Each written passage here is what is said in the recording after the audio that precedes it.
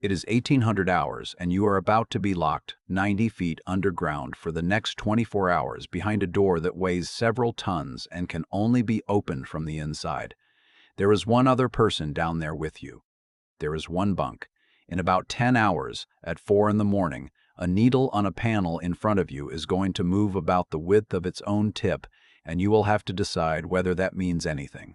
Nobody is going to tell you. That decision is the entire reason this place is built the way it is, and almost nothing in this video is about the missile. Two of the highest rated comments on the biggest video ever made about this kind of duty were both written by men who had done it, and both said the same thing. The part nobody films is the mental load, and nobody puts it in videos for the public. This one is about that part. Here is what happens tonight. First you go down, and everything about getting into that room tells you what the room is afraid of. Then the night itself, which is the part nobody films, because on a good shift absolutely nothing happens, and that turns out to be the hardest thing about it. And then 4 in the morning, and the needle, and a fire in an Arkansas silo in 1965. That is the reason you were made to sign a piece of paper 11 hours earlier. One thing before we go down. No single night exactly like this one is on the record. Every element in it is the procedures, the layout, the accident, the hours, the readings. What I have done is put one shift's worth of documented reality end to end. Subscribe, because this channel opens up the machines nobody is allowed to walk through. And the drive out is where it starts, because from the road, there is nothing here at all. Flat country in every direction, wheat or scrub or dust depending which state you are in. And then a chain link fence around maybe an acre of gravel, a low antenna, a couple of concrete pads, and a hatch. That is it. That is the whole visible installation. People drive past these at 70 miles an hour on their way to work and have done for 60 years. What is not visible is the shape of it. This is not one site. It is a launch control facility with a handful of sites scattered miles away from it across open country, connected by buried cable, and the reason they are scattered is arithmetic. A single weapon should not be able to take out more than one of them, so everything is far apart, which means everything is far from help. The nearest maintenance team is a drive. The nearest hospital is a longer drive. Above ground there is a support building with a cook and a security team, and that is the last natural light you will see for a day. Then the elevator, and it is not a fast elevator. It is a slow, loud cage going down a concrete shaft, and the thing everybody who has done it mentions is not the descent. It is the temperature change, and the smell, and the specific quality of the sound as the surface stops being a place you can hear. At the bottom is a tunnel junction, and then the door. The blast door on a launch control center is not a door in any sense. You have used the word before.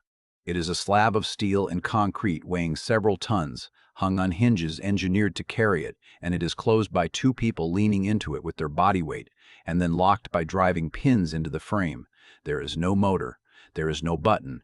If it is going to shut, human muscle is going to shut it, and there is no handle on the outside. Not a locked handle, no handle. The door cannot be opened by anyone in the corridor, and it cannot be opened by anyone above ground, and it cannot be opened by anyone with the correct uniform, the correct paperwork, and a convincing story. It opens because the people inside decide to open it. Sit with that for a second, because it is a decision somebody made deliberately. The entire security design of the place assumes that the threat might arrive at the door and look exactly like it belongs there. So the engineering removes the possibility of being persuaded. It is not a rule that the crew must verify who is asking. It is that there's physically no other option available to anybody. Inside, the crew you are relieving has been down here since yesterday evening. Changeover is paperwork, and it is slow and neither party rushes it. Status of every system, anything that has been behaving oddly, anything they have logged and want you to keep an eye on. Then they sign, you sign, and they go up the shaft and out into daylight, and you are the two people down here now. Look at the room properly, because the room is small. One console with two crew positions. Equipment racks along the walls, floor to ceiling, humming. A single bunk. A toilet compartment a few feet from where the other person is sitting, with a curtain. Somewhere to put a tray of food. That is the habitable volume of a facility that cost a fortune to build, and the published dimensions vary by system with some never released. But the working reality is a room you can cross in a few strides with two adults and a lot of hardware in it. And the air in here is doing something you cannot feel and would not guess. The capsule is held at a slightly higher pressure than the space outside it, with filtered air pushed in continuously to maintain the difference. The point is not comfort, it is direction. Gas, smoke, and dust move down a pressure gradient, so if the inside is always the high-pressure side, then nothing outside can walk in through a seal or a cable penetration. It is not a sealed room. It is a room that is always very slightly leaking outward on purpose, which is a completely different and much more reliable idea. The first thing you notice is the noise, and the second thing you notice is that the noise never changes. Fans and cooling running continuously at exactly the same pitch, not loud enough to shout over, never quiet, never stopping. Every submariner and every silo crew describes the same thing about coming back up afterwards, which is how strange actual silence feels. The light does not change either. Fluorescent tubes, the same brightness at noon and at 4 in the morning, and there is no window anywhere in the structure. So the only thing in that room telling your body what time it is a clock face. Nothing else. No dawn, no weather, no shadow moving across a floor. A clock, and your own increasingly unreliable sense of how long you have been sitting there. Then you start the part of the job that is most of the job. You read gauges and you write down what they say. Not into a computer. Onto a log, by hand, in a column. Underneath the numbers the previous crew wrote 6 hours ago and the crew before then wrote before that. Every reading gets a time and an initial. It looks like bureaucracy, and it is not bureaucracy, and the reason why is the whole back half of this video. So hold on to it. The other thing you notice, if you're paying attention to the furniture rather than the job, is how far apart things are. The two crew positions are separated by more than one person can span. That is not an accident of the console layout. The authenticator documents live in a container with 2 locks, one combination each, and neither of you knows the others. There is a designation on this whole area, meaning that one person being alone in it is itself an event that has to be reported. None of that is written in a manual and trusted. It is built into distance, metal, and hinges so that the rule is the only physically available option. Most engineering treats the operator as the thing being protected. This place treats the operator as one of the things it is protecting against. Not because anybody down here is untrustworthy, but because nothing should ever be one person away from something irreversible. By 2000 hours, everything is normal, and normal, for the next 14 hours, is the entire assignment. Here is the shape of the night. One of you is on watch, and one of you can sleep, and then you swap, and there is one bunk. Which means neither of you gets an unbroken night, and both of you are on duty at some point during the hours. A human body is worst at being awake. For most of the history of these systems, the crews worked 18-hour days rather than 24/6 on watch, 12 off, because 18 divides neatly by 3, and it made the roster work. It made the roster work, and it fought human physiology, which is built around roughly 24 hours and refuses to negotiate. And what does watching consist of? Almost nothing. You monitor. You take readings, you answer a communications check, you run through a checklist, you wait. The task is to be immediately ready to act on a message which, if the entire system is doing its job, will never arrive. Not tonight, not this year, not ever. Every hour of every alert in the entire operational history of this force has been spent maintaining readiness for something that has not happened. That is a genuinely strange thing to ask of a nervous system, and it is much harder than being busy. Which is why the countermeasures are there, and once you see them as countermeasures, you cannot unsee it. The checklists that give the watch a shape, the status verifications at fixed intervals, the drills and evaluations that arrive without warning, which serve to rehearse the response and, just as importantly, to interrupt the flatness. The written log that forces your attention onto one specific number at one specific number at one specific moment instead of allowing a general feeling that everything is fine. Boredom, down here, is not a comfort problem. It is a failure mode with engineering built around it. Then there is the small stuff, which is not small after the 10th hour. You eat whatever came down in the cooler, off a tray, balanced on whatever surface is free. The toilet is a compartment a few feet from where the other person is working, behind a curtain, and both of you will use it, and neither of you will mention it.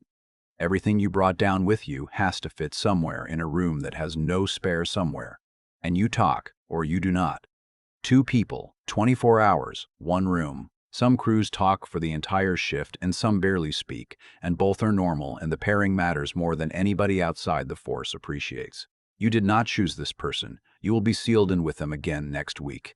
The drills do not announce themselves. A message comes in and it looks exactly like the real thing until you have worked far enough into the checklist to establish that it is not, and that is the point. An exercise you can identify as an exercise trains nothing. So a percentage of your night is spent responding correctly and at speed to something you cannot yet be sure is practice. It is exhausting, and it is the single most useful thing in the schedule because it is the only reliable way to interrupt the flatness.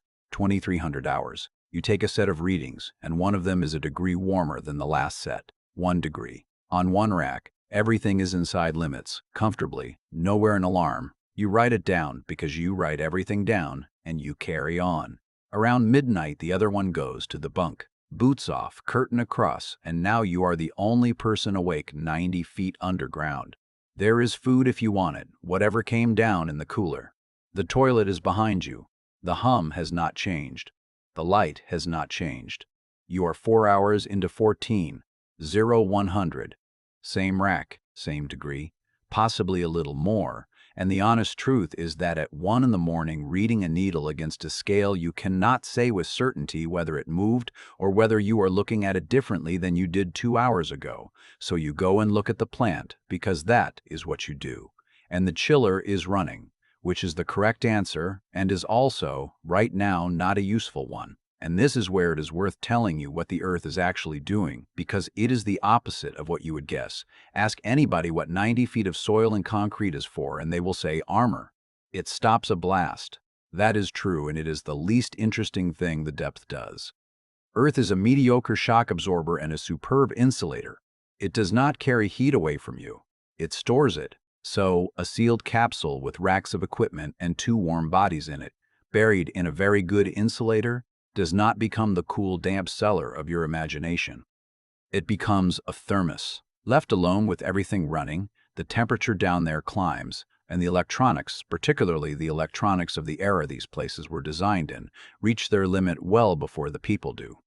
Which means the biggest single system down here, by installed capacity, is refrigeration, not life support, not communications, chilling. The largest engineering problem in a hardened underground facility is getting waste heat out of a hole in the ground, and it runs whether the crew is awake or asleep, on alert or not, forever. The consequence at 1 in the morning is that a rack running 1 degree warm is not nothing. It is the first observable symptom of the thing this whole installation is most vulnerable to.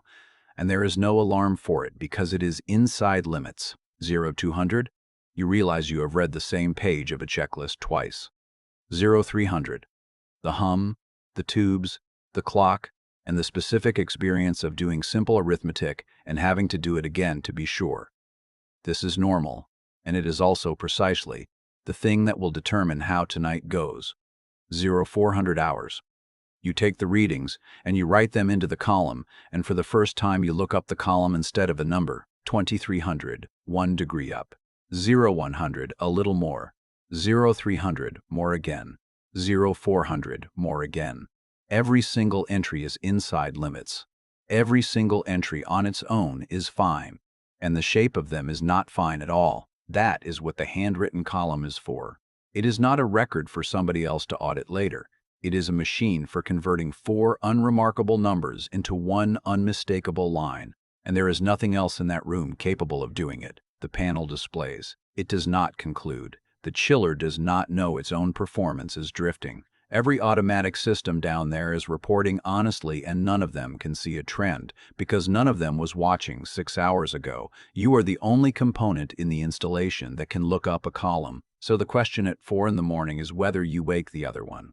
Over a reading that is within limits, on the 4th hour of a night, in which you have already caught yourself rereading a page.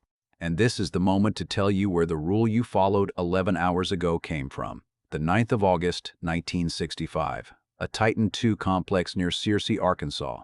The site was not on alert. It was in the middle of a modification program, and there were 55 men working inside the silo across multiple levels, welding, cutting, fitting, in a confined vertical shaft, which is normal. Hardened facilities need that work done and are the worst possible places to do it. According to the investigation, a welding rod cut into a hydraulic line. The fluid in it was under pressure, and pressurized fluid escaping through a small opening does not pour out. It atomizes into a fine mist of flammable fluid in the presence of a welding arc, ignites completely and instantly. What killed almost everyone in that shaft was not burns, it was the fire's appetite. A large flammable fire in a sealed vertical space consumed the oxygen and replaced it with smoke in a structure with one practical way out, with men above and below the flames. 53 of the 55 died. 2 got out. Nothing exotic happened. Nobody was attacked. Nothing detonated. A routine task, a line that had to be where it was, a spark that the work required. And the same architecture that made that shaft survivable against a weapon made it lethal against a fire. Because hardening and escape are opposite requirements, and Circe is where that got measured. What came out of it, and out of the accidents around it, is fire-resistant hydraulic fluid instead of flammable, hard rules on hot work in confined, hardened spaces, breathing apparatus and escape provision at every working level rather than at the exit. And the general principle that a hardened site with its systems opened up is a completely different animal from the same site sitting quietly on alert. The pressurized line that killed 53 men is still down there in every one of these installations because it has to be. What changed is what is inside it and what is allowed near it, and how obsessively both are checked. That is the answer to the question you had at 1900 hours when the outgoing crew handed you a page and you signed it without thinking much about it. So at 0400, you wake him. And what the two of you find over the next 40 minutes with a torch and a checklist is unglamorous to the point of comedy. A restricted airflow path, a filter or a partly blocked duct, or a fan not moving what it is rated to move. Something that costs almost nothing and takes almost no time, once somebody has established that it exists. You clear it. The reading comes back down over the next hour. You write that in the column too with the time and your initials, and nobody outside that capsule will ever read that page again. Here's what did not happen. Nothing caught fire. Nothing exploded. No alarm ever sounded because the reading never left its limits. What would have happened if you had gone back to your chair at 4 in the morning and let it run is not a catastrophe. It is heat creeping upward through the rest of your watch and into the next cruise, and equipment beginning to produce intermittent faults that are difficult to diagnose and easy to misread, and a facility slowly getting less reliable while every single indication on the panel remains technically acceptable, which is the real answer to what the danger is in a place like this, not the weapon, not an attack, not the 90 feet of earth failing. It is a small thing that stays inside limits for long enough, while the only component capable of noticing it gets progressively worse at noticing things. You are the sensor, and you are also the part of the installation that has been awake for 11 hours in a room with no windows. 0600, and the relief crew is on the elevator. Changeover is paperwork again, and it is slow again, and this time you are the one saying which reading to keep an eye on. Then the door, the pins, the tunnel, the cage going up the shaft, and then the top and the thing. Every single person who has done this describes in almost the same words the air. Moving air with a temperature and a smell and light that comes from a direction, and the fact that it is a different day than the one you last saw. Flat country in every direction, gravel, a fence, a hatch. Nothing happened last night. That is the outcome. That is what a good shift looks like from the outside. And it is why there is no footage of it and no story about it, and it is also exactly what the entire installation exists to produce. So, you went down through a door that no one above ground can open, into a room where the pressure, the heat, and the air are all somebody's continuous responsibility. You spent the night maintaining readiness for something that has never happened, kept sharp by procedures designed against boredom rather than against attack. And at 4 in the morning you did the only thing down there that no machine can do, which is compare a number to the shape of the numbers before it. The depth was never armor first. It was the thing that created almost every problem the capsule then had to solve, and you were the last item on the list of things solving them. The next time you drive past one of these places, and you will not notice it, understand what the flatness is hiding. Not a weapon. A refrigeration plant, a room hung inside a concrete shell, a door with no outside handle, and 2 people 100 feet down at 4 in the morning, signing a page to prove they looked. If that changed how you think about a place you have only ever seen from the road, subscribe. Next time, 12 hours sealed inside a pressure suit at 70,000 feet, where the air outside is thin enough that unprotected blood would begin to boil and the pilot cannot scratch his own face. And if you pulled alerts, tell me in the comments what videos like this always get wrong. This video is for educational purposes only. It draws on published engineering literature, declassified documentation, manufacturer and service publications, and investigated peacetime incident reports. Where a figure is an outside estimate or has never been released, this is stated, and where practice varies between services or jurisdictions, this is noted. Nothing in this video is operational guidance.